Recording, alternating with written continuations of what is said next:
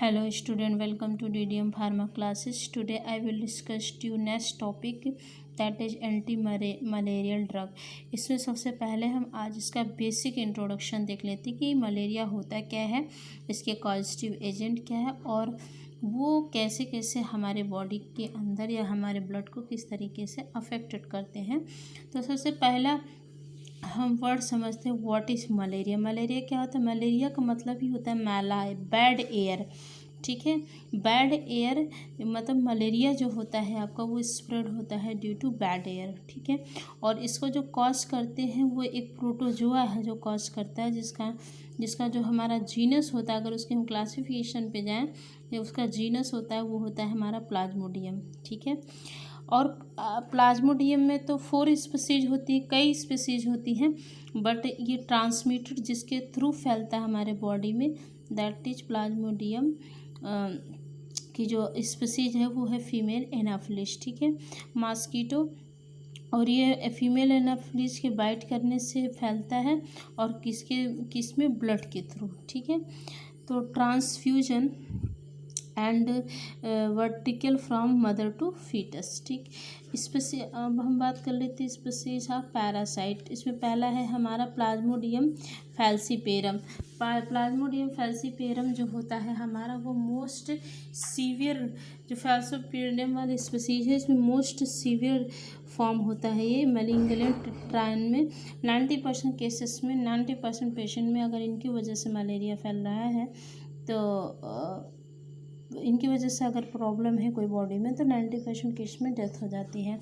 Parasites जो होते हैं हमारे, parasite in RBC required complete cycle, मतलब ये जो पैरासाइट होता है हमारा मलेरिया को, इसको अपनी लाइफ साइकिल को कंप्लीट करने के लिए हमारे ब्लड की ज़रूरत होती है और वो 2 to 3 डे में रप्चर हो जाती है। जब वो इनकी जो सेल्स होती है पैरासाइट की, जब वो रैप्चर होती है तभी हमको चिल दे करके फीवर आने लगता है। और जब हम टेस्टिंग करवाते हैं तो टेस्टिंग करवाते हैं तो हमें टेस्टिंग के थ्रू पता चल जाता है कि हमें मलेरिया की प्रॉब्लम है।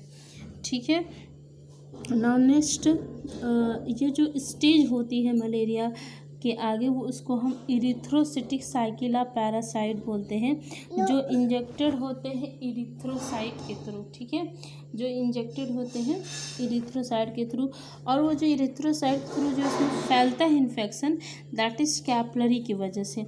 तो हम बोल सकते हैं कि ये जो हमारी फैलने की प्रॉब्लम है due to capillary of tissue की वजह से ये फैलते हैं। ठीक है, अब देखिए इसका रिजल्ट क्या है।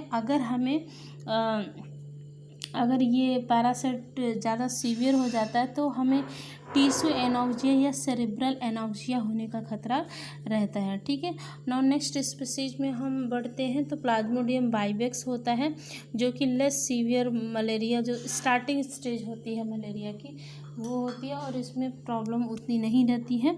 ठीक है, ओवल क्या होता है? ओवल जो स्पीसीज है मेनली वो हमें अफ्रीका में, अफ्रीकन कंट्री है ना, वहाँ पे दिखती है, वो ये वहाँ से इंडिया में नहीं होता है।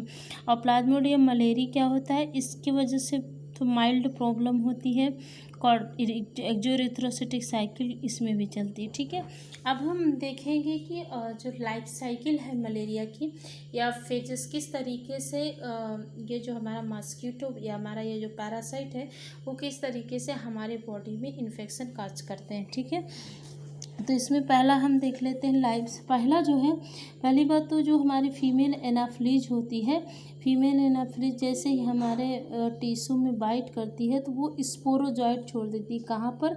ब्लड में। फिर वो जो हमारे स्पोरोजॉइट्स होता है वो इंटर कर जाता है लीवर में। लीवर में इंटर करने के बाद वो मल्टीप्लाई करता है या फिर डेवलप्ड करता है या तो फिर हमारा मल्टीप्लाई करता है। ठीक है, और मल्टीप्लाई होने के बाद जो ये हम आपको रफली अभी बता रहे हैं, मल्टीप्लाई होने के बाद जो सेल है वो रप्चर हो जाता है। रप्चर होने के बाद वो क्या हो जाता है? मीरोजाइट्स, स्पोरोजाइट्स का जब वहाँ पे मल्टीप्लाई हुआ था लीवर में तो वो कन्वर्ट हो गया था किस में? मीरोजाइट्स में कन्वर्ट हो गया था। और मीरोजाइट्स में कन्वर्ट होने के बाद अब वो जब सेल, लेकिन अभी ये चीज़ सेल के अंदर है कि मीरोजाइट करना, अभी हमें नहीं पता है। जब से रप्चर होगी, रप्चर होने के बाद वो किस में कन्वर्ट हो जाएगी, मीरोजॉइट्स में कन्वर्ट हो जाएगी, और मीरोजॉइट्स में कन्वर्ट होने के जस्ट बाद ही ये आरबीसी में क्या करता है, इंटर कर जाता है। ठीक है, आरबीसी में जब इंटर कर जाएगा तो वहाँ आरबीसी में अब इसका डेवलपमेंट चलेगा या ये मल्टीप्लाई होगा। ठीक है, आरबीसी में डेवलपमेंट और मल्टीप्लाई होता रहता है। ठीक, और ये सब काम करने में उसको 48 से 72, सबसे इम्पॉर्टेंट इज़ दैट कि कितना टाइम उसको रिक्वायर्ड होता है। तो ये 1 नंबर में आपका क्वेश्चन बन सकता है कि how many hours required to maturation and development of malaria. ठीक है, तो 48 से 72 आवर्स लगते हैं। और जो इरिथ्रोसिटिक रप्चर हो जाएगा, मीरोजॉइड्स आएंगे, इन्वेड हो जाएंगे आरबीसी में, मल्टीप्लाई हो जाएंगे, मल्टीप्लाई होने के बाद मलेरिया आपको आपके बॉडी में हो जाएगा। ठीक है, तो ये जो फिर इसका हम थोड़ा ट्रीटमेंट लेते हैं और ये सही हो जाते हैं। ठीक, अब हम इसको देख लेते हैं एक चार्ट के थ्रू। ये हमारे फीमेल एनाफिलीज है, जैसे हमारे टिश्यू पे बाइट किया, ये स्पोरोजॉइड्स छोड़ देते हैं। सेकेंड स्टेज में स्पोरोजॉइड्स जो होता है लीवर में इंटर करके प्री इरिथ्रोसिटिक साइजोगोनी बनाता है। यहीं पे हमारा देखिए अब ये प्री इरिथ्रोसिटिक और जो एक्सोसाइटोक की सेल है वो इसमें हमारे हीमोजॉइड्स बनते हैं, वो रिफ्लास होकर इरिथ्रोजॉइड, फिर वो भी हमारा क्या करता है, मीरोजॉइड छोड़ता है। और इधर देखिए ये जो मीरोजॉइड्स है वो हमारे आरबीसी में इंटर कर चुका है। आरबीसी में इंटर करने के बाद ये देखिए मल्टीप्लाई कर जाते हैं, कई पैरासाइट हो जाते हैं। इसके बाद ये यहाँ पे इनकी ये जो ऐसे कॉमा कॉमा को दिखाया गया है, दैट मीन कि इनकी सेल क्या हो गई है, रप्चर हो गई है। रप्चर होने के बाद ये रिलीज कर देती हैं और फिर हमारे बॉडी में मलेरिया के पूरे सिम्टम्स दिखने लगते हैं। ठीक है, नेक्स्ट कल आपको हम एंटी मलेरियल ड्रग का क्लासिफिकेशन एंड उसकी मैकेनिज्म ऑफ एक्शन को एक्सप्लेन करेंगे। Thank you student.